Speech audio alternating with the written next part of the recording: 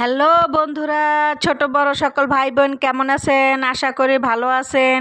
ঈদের সময় এলে ঘরে যে বাহারি খাবারগুলো হয় রে ভাই, পোলাপানেরা কইরা দিতেও ভালো লাগে, আবার এই নিজে খেতেও ভালো লাগে। তো চলুন দেখি আজকে এইবারে কোরবানি ঈদে আমাদের ঘরে কি কি রান্না হয়েছে। গরু গোস্ত রানলাম, এই যে টিকা বাজতাছি, এই যে টিকাগুলো ভাজা হয়ে গেছে। তারপরে আরও যে কত মজাদার খাবার হয়েছে, এই যে মুরগির রোস্ট হয়ে গেছে। তারপরে এই যে গরুর গোস্ত রান্না করা হয়ে গেছে। তারপরে এই যে আবারও রোস্টের ভিডিওটা আসছে। তারপরে এই যে দেন কাচ্চি বিরিয়ানি, এটা না হইলে তো ভালোই লাগে না। তারপর পাশাপাশি শরবতও করেছি 3 রকমের ফুড কালার দিয়ে, সাবুদানা দিয়ে, আমি দুধ দিয়ে চিনি দিয়ে শরবত বানিয়ে দিয়েছি।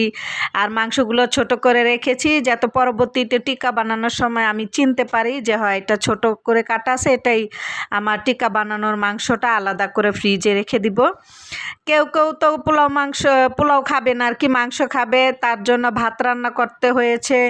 এখন কারো কারো রুচিতে ধরে না, গ্রাম থেকে অনেকে আসে, তারা পোলাও খেতে পছন্দ করে না, তাদের জন্য ভাত রান্না করেছি। এই যে দেখুন গরুর গোশ রান্না করেছি, গরু গোশ দিয়ে তাদেরকে ভাত দিচ্ছি। এই তো দেখুন কত রকমের ভিডিও, আরও তো পায়েস সেমাই এগুলো তো আছেই।